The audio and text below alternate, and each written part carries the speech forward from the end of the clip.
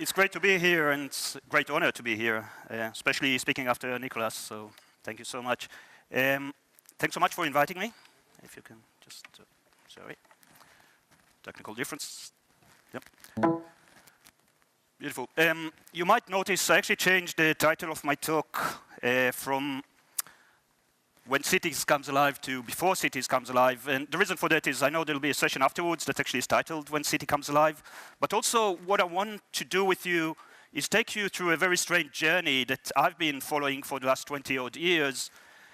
As an artist and a designer, I've been interested in life. And my interest is how our relationship to life is changing and shifting in the light of the new knowledge that we are generating. And I think there's quite a few points that we need to think about before we start to employ biology in the context that hopefully we'll hear in the later sessions today.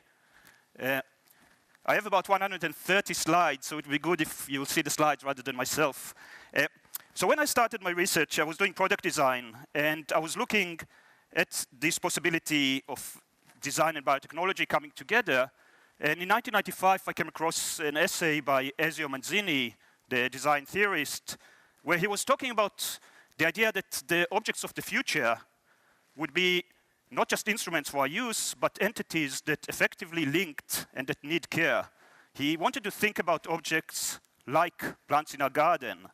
He was thinking about objects that are beautiful and useful as trees in our own garden, objects that endure and have lives of their own, objects that perform services and require care.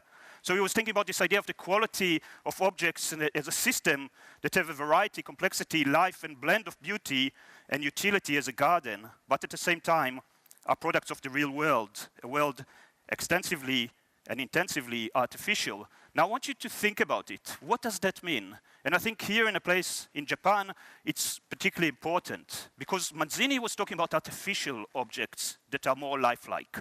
And I think that here in Japan, there is an acceptance for objects to become more alive, for technology to be more lifelike. But what happens if we reverse this logic? What happens when we start to think about life more like technology? And my perception that here in Japan there's still some resistance to that, and maybe for a good reason. And it's also a really interesting time that we live in, where at the very same time, we just heard about driverless cars, for example, we allow our technology to be autonomous. We give our technology the power even to kill people autonomously, in an autonomous way. But at the very same time, we're trying to control life. We're trying to take those autonomous systems that already exist in the world, and we try to impose our will and our control over them. What does that mean? So when you think about the combination or the way we approach life and the way it affects our technologies, this story comes to mind.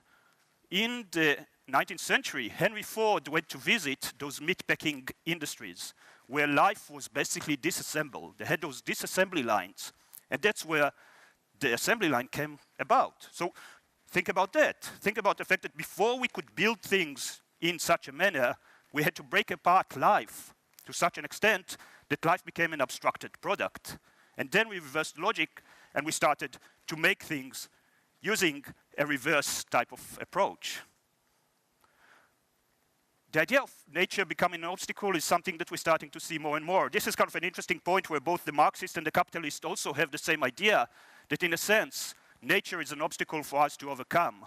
Again, think about it. Is that really what we want to do? This is the logic of contemporary synthetic biology.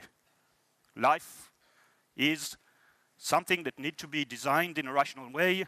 Synthetic biology talks about evolution being a tyranny. Synthetic biology talks about removing the noise from the living system. Some people might argue noise is life. In 1895, A.G. Wells was talking about the fact that we overlook only too often the fact that living being may be also regarded as a raw material, as something plastic, as something that may be shaped and altered. 1895, I would say we're not overlooking that any longer. We see any living being around us as a potential for something that can be engineered, as something that may be shaped and altered. Jacques Laub, who was a scientist in the late 19th century, beginning of the 20th century, he developed this whole area of artificial parthenogenesis, basically creating a offsprings without any sexual reproduction. And he had a dream. So he wrote in the early 20th century that he wanted to see biology moving away from being only a a descriptive discipline into a prescriptive discipline. He wanted to see his dream of engineering biology coming together. And we can argue that his dream is now being fulfilled. We have this guy over here, Alexis Carrel. Here you can see him working with Charles Lindbergh on an organ perfusion pump, but Carrel was one of the very first scientists to realize that you can break apart living bodies and maintain those parts of bodies alive outside of the original body with artificial support. One of his colleagues noticed in 1916 that through the discovery of tissue culture, they developed this new kind of body, a body in which to grow the cell. The idea of starting to put technologies and bodies together started to eventuate. But at the time, there was no cultural context to put it in. So you can see here is a quote from A.G. Wells and Julian Huxley's book from 1929, talking about the idea that, and it's very, I suppose, relevant to this discussion here. So they were talking about naturally, when there are parts of a living body, cells are disciplined. They don't wander around where they like, growing actively and reproducing themselves as cells in culture do.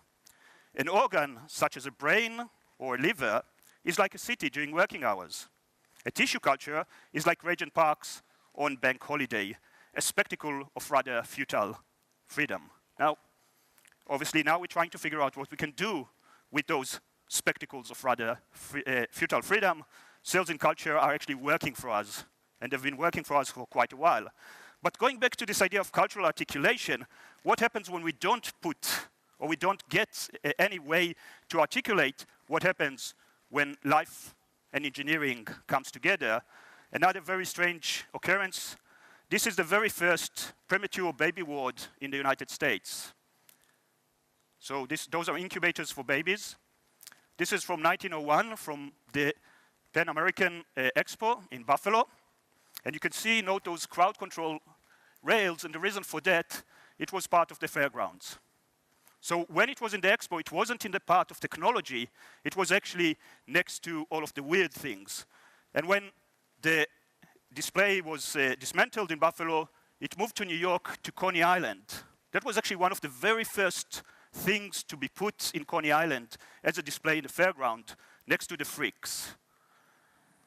And the reason for that, I would argue, there's actually very complex sets of reasons, but what I would like to concentrate on is the fact that because there was no cultural place to put those bodies, those babies that were set in machines, the only place they could end up in is in the fairground. And even when they started to sell those incubators to hospitals, they were still shipped from Dreamland, Coney Island, and they were sent to both hospitals and amusement parks. So what I would argue is, first of all, this is how I use my role as an artist and a designer to convince scientists to work with me, because our job is to somehow culturally articulate those very strange things that are happening to life at the moment. Otherwise, we'll end up there again. All right, you don't really need to read all of this text, but the title of the talk, not an necropolis, but an histopolis, was taken from a short story that was written by Julian Huxley in 1926 called The Tissue Culture King. And in The Tissue Culture King, there's a story of a scientist that is captured by this African tribe that has a very elaborate worship of king and ancestry. And bit by bit, this scientist transforms the religion into a scientific religion where the people of the tribe are actually worshipping and growing small fragments of the bodies of their ancestors and their king. And you can see, you might see there that grandpa is not growing very well this week, so you need to worship harder, or you need to look after the king, the fragments of the king, better, or might send them back into the lab for rejuvenation. And the scientist says, not such a collection ever existed before, these collections of living fragments, he assured me. Not an necropolis, but a histopolis. And if I may coin a word, not a cemetery, but a place of eternal growth. And this fetishization of the whole idea of worshipping fragments of bodies, the whole idea of starting to look at life within this notion of a religious or techno-religious type of approach is something that I would argue we're facing again. And in a paper I wrote recently, I'll talk about the fact that living fragments of biological bodies, forms of lab-grown life, require a totally different epistemological and ontological understanding, and by extension, different taxonomy of life. This liminality, this idea that those things are in between of this kind of technological approach to life can lead to a form of fetishism, which we called neo-lifism, that we worship the technological approach to life more than we actually worship life itself. One of the things that impact me as an artist and a designer the most is the development of this whole field of tissue engineering. I've been actually doing tissue engineering as art and design for the last 20 years, and I just completed an exhibition which I curated that was looking at the cultural impact of this mouse with the ear on its back. But the reason for that is, I think, what tissue engineering did and what this mouse on the ear on its back did to our understanding of bodies is very, very significant. And by extension, for our understanding in the place of our place in the world. Here you can see, this is a slide from 1989, where the idea of how we're going to replace missing or ailing parts of our body was just by,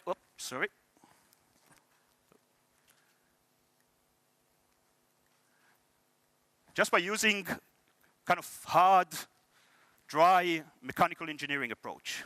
Yeah? So if, for example, we need to replace a heart, we would just make a pump that would replace and function as a heart. Exactly 10 years later, and this is 1999, everything changed.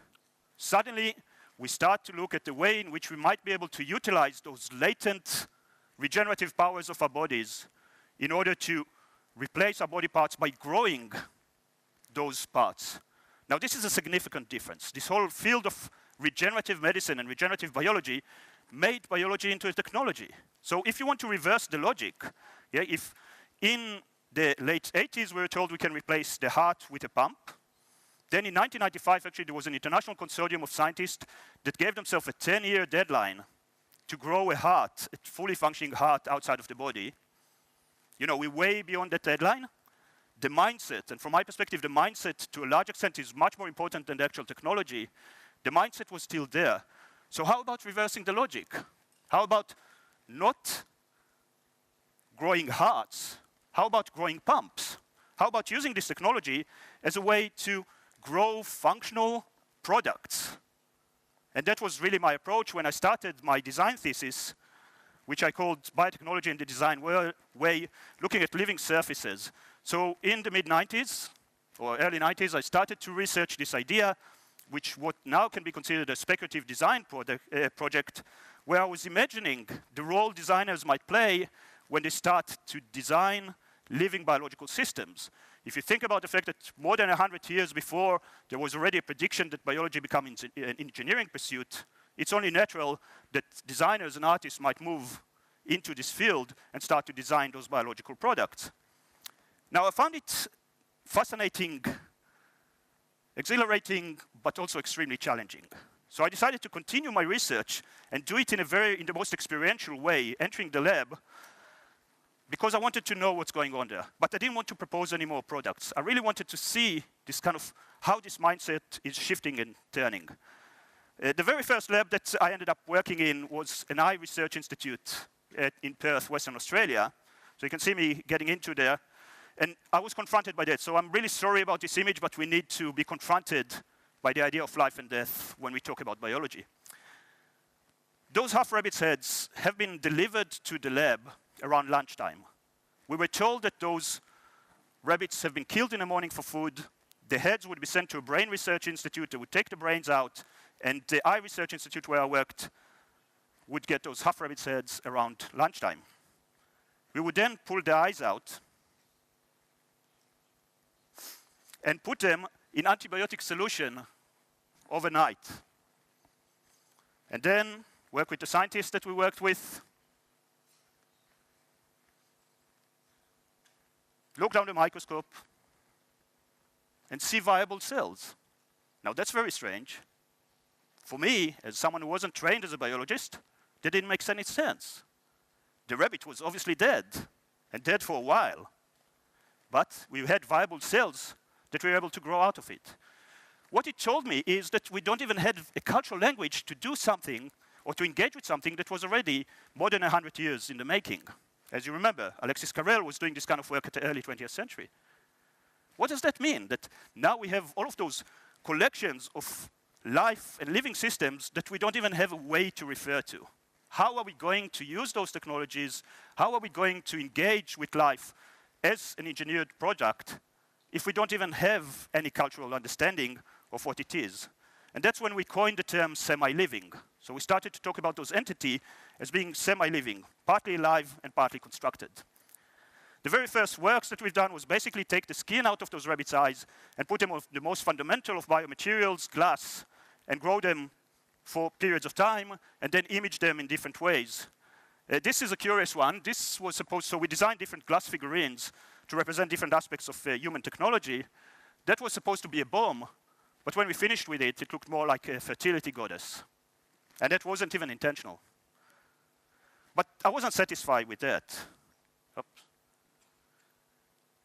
So the very first time that I was able to grow and show living tissue-engineered sculptures within a cultural context was in Ars Electronica in the year 2000, where we presented our semi-living worry dolls. And we thought it's really appropriate that the first tissue-engineered sculptures would actually engage with the anxiety and worries that we might have in regard to the new turn in biology.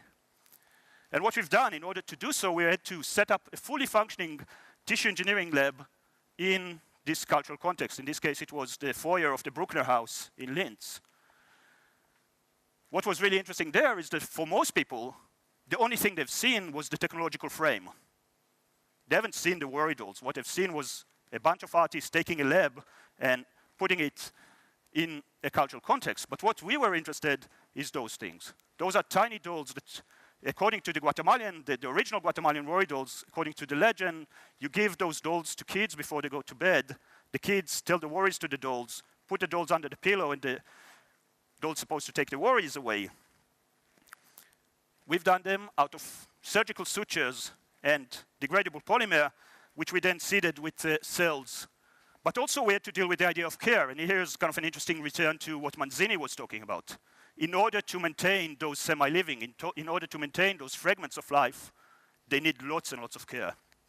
So we used to go into the gallery and feed them every day, almost like feeding animals in the zoo, but those were tiny fragments of living tissue. We also had what we called the worry machine, where we basically invited people to tell the worries to the dolls, and we promised we're going to whisper them every evening. What was interesting for us was that we thought we're going to tap into people's anxieties in regard to the issues that we were interested in, only to find out that those dolls almost acquired magical powers where people would express the most intimate anxieties, things like relationship and whatever. And now we have, this piece has been shown for many, many times around the world, we have a huge database of people's anxieties from the year 2000 to 2015. We need some sociologists maybe to help us with deciphering them. We then started to move into redesigning the lab. This is from a show we had at the Science Gallery in Dublin in 2011. And in this case, what we've done, we deliberately designed the lab as if it was ripped out of the guts of a science building and dropped into the gallery in somewhat of an angle. I suppose something like the House of Dorothy from The Wizard of Oz, landing, moving from Kansas to the land of Oz.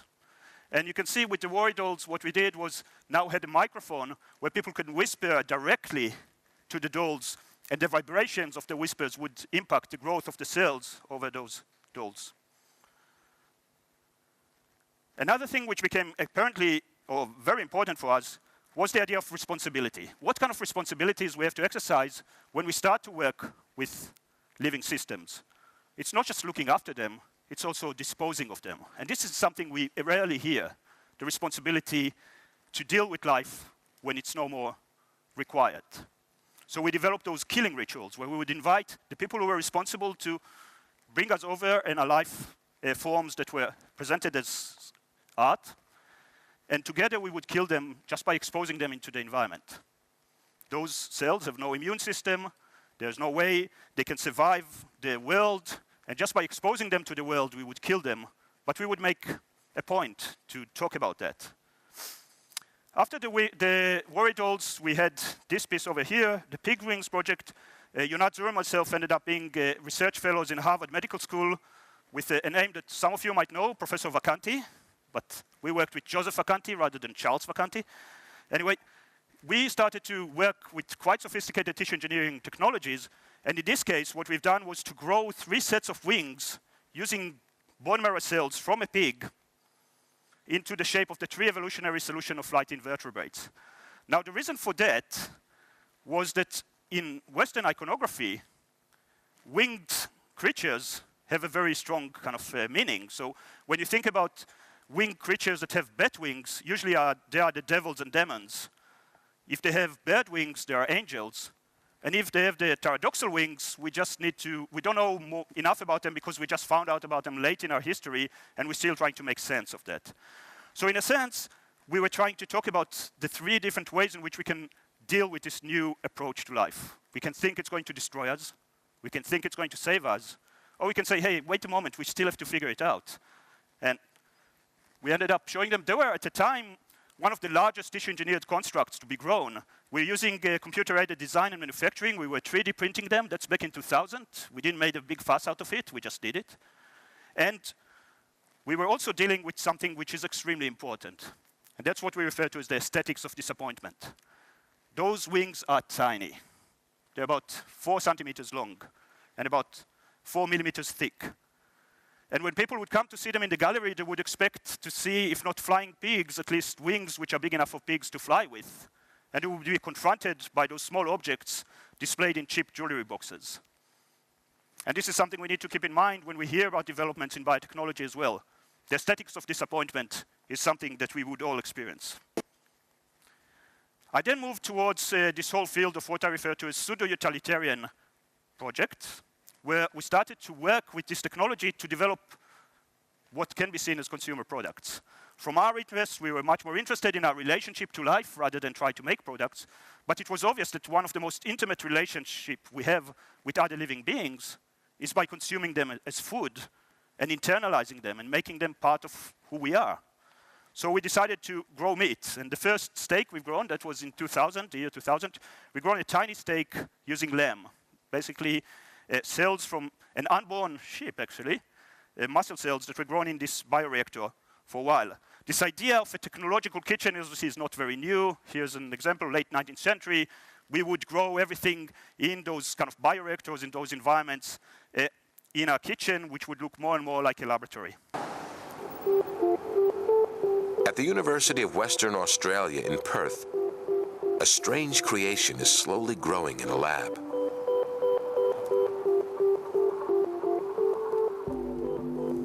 Oron Catts works in the Biological Sciences department. He's making some of the world's first artificial meat. When we grow those cells, we actually tend to refer to them, we coin the term semi-living, because they're not fully alive, they're not an animal, but they are a living part of an animal sustained in an artificial environment. This artificial meat was grown from the muscle cells of a lamb, but they could have been cells from any animal. The cells were cultured in a nutrient solution made up of blood plasma derived from cattle.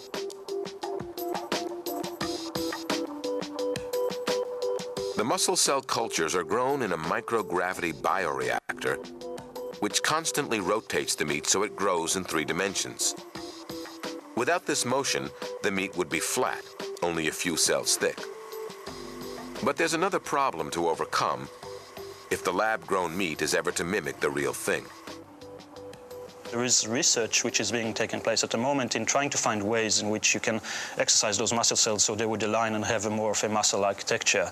And there's 2 ways that can be done. One is by electrically stimulating those cells, or the second way is to try and exercise them physically, trying to build tiny exercise machines, tiny gyms for those cells to grow and become more like muscle. Oron has brought his unique piece of engineered meat to the UK, to one of the world's great chefs. With 3 Michelin stars, Heston Blumenthal is famous for fusing science and gastronomy. This meat is so cutting edge that in Britain, it's not recognized as food and so can't legally be eaten. It's got a smell of raw liver to it? I never really sniffed it, but... I'm not allowed to eat it, so that's about as close as I can get. All right, so that was, we obviously couldn't eat it then, although if some of you might remember, in 2013, there was a scientist called Mark Post that actually served a piece of in vitro beef in London, and I don't think he was arrested, so we might have been able to do it then as well. But anyway, the very first time we were able to actually grow and eat a piece of meat was in 2003 in an exhibition called L'Art Biotech in Nantes in France. And for that, we designed a fully functioning lab that would sit in the gallery and would have a dining room as well. Super gourmet. And here you can see basically some documentation of the whole process. Because it was in France. Yeah. Let's see, let me. And can you drop the volume we'll from start the by video, please? killing the steak and eating them. And it's an extreme level. Because it was in France, we were also playing on the idea of what constitutes foul food. We know that French people don't like the idea of engineered food very much, and that many other people don't like the idea of eating frogs. So we decided to combine those two things together, and we tissue engineered frog steaks. And every day we would go to the gallery and feed our steaks. And at the very last day of the exhibition, actually we also went to rescue 2 frogs from the edible frog distributor in the town. And they were living in the gallery throughout the exhibition. And then in the last day of the exhibition, as you can see, we've done what can be considered the ultimate nouveau cuisine, the most expensive piece of meat ever to be produced. And we shared it with some people in the audience. And after we ate it, the 2 frogs were then released into the ponds of the beautiful botanical garden as a gesture of we don't really need you any longer. Something to remember though, in order to grow these 5 grams of meat that we were able to grow during this exhibition, we needed something like half a liter of what's called fetal calf serum. This is the blood plasma of an unborn cow. So in order to grow this tiny piece of meat, 1 full cow had to be sacrificed to take the blood out in order to grow those tiny bits of meat. And fetal calf serum is still needed in meat production or any type of tissue culture, almost any type of tissue culture. There's some serum replacements, but they're not that effective, and obviously they won't be that effective when you upscale this production. So just think about that. Another thing that happened, which was quite positive from our perspective, is that 3 out of the 6 people that joined us for dinner spat the bits out. And I collected them, and I showed them in the follow-up exhibition called The Remains of Disembodied Cuisine, where we had a video documentation of the whole process, plus those bits that were spat out by the audience, as a way of saying we don't really need to swallow everything we're being fed.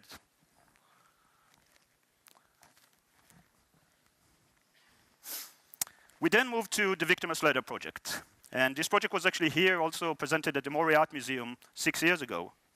What we've done here, Victimless, hopefully by now you think about it, it's not real Victimless. It's quite an ironic title.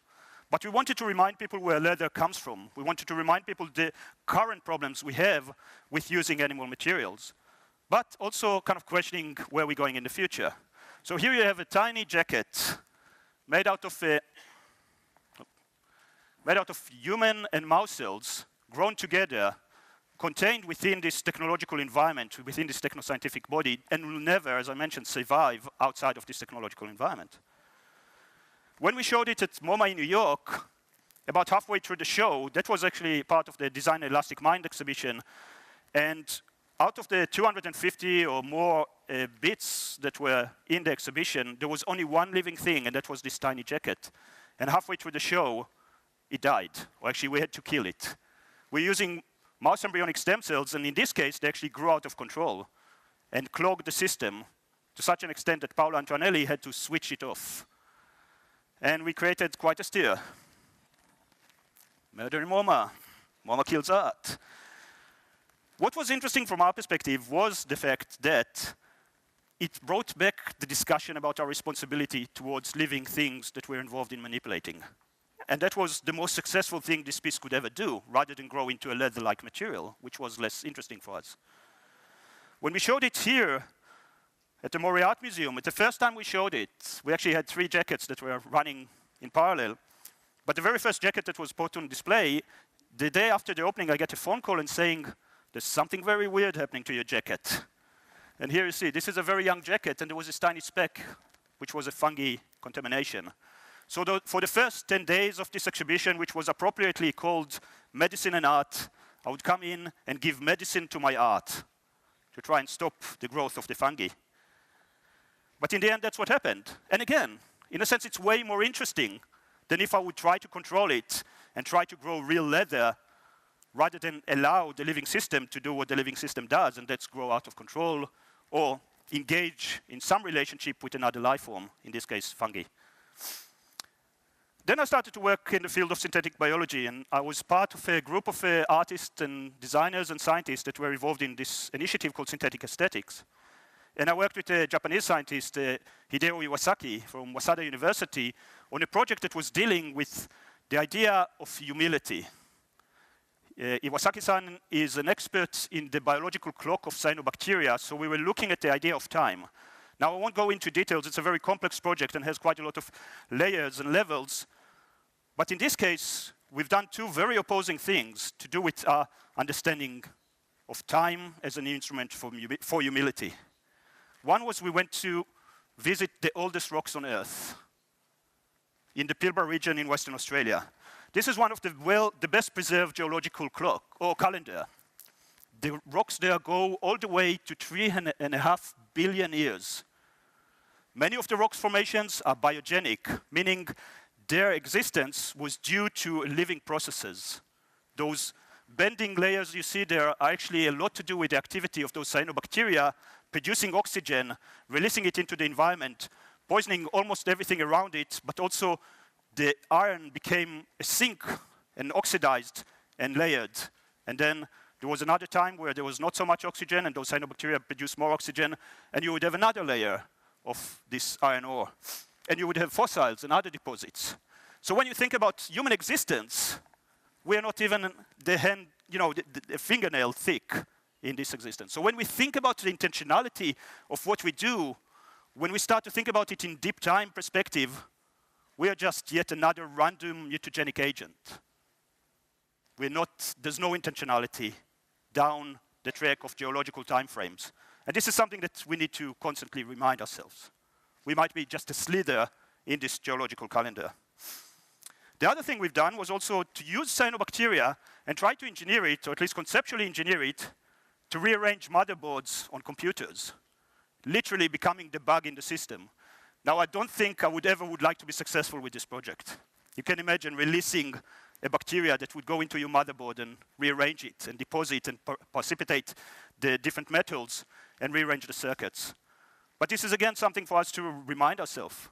We can start to engineer living things that would interfere with our technology, not just contribute. Synthetic biology also is an interesting point because the term itself was coined in 1911 by this guy over here, Stéphane Leduc. Chapter 10 talks about synthetic biology. And what he talks about then, this is 1911, before they even knew about the existence of DNA, or at least what role DNA plays and the structure of DNA. He said, we know already enough about biological systems to make biology into a synthetic discipline. This hybris, this notion that in 1911 already you had the same kind of discourse that we have now in regard to synthetic biology and how we can control life, is something that we need to remind ourselves as well, to act with some more humility. What Leduc did in his book, The Mechanisms of Life, he basically demonstrated quite a few different series of chemical reactions that express lifelike behavior, and said, here, this is a proof that life is merely a chemical reaction. He's a materialist, and actually I'm a materialist too, but my approach is somewhat different. So what we decided to do a couple of years ago was to actually automate one of the most basic protocols that were in this 1911 book. And this is just basically working with different salt solutions and ink to create things that looks like tissue, like collections of cells. We developed this device, which is basically a hacked 3D printer, as a system to deposit those droplets and automate this 1911 protocol. And you can see here how it works. But what's interesting from my perspective, those structures that look as if they're part of a living system that looks like cells, entropy takes over really fast, and about 15 minutes later, that's what you end up with. So again, things might express lifelike behavior, but for how long?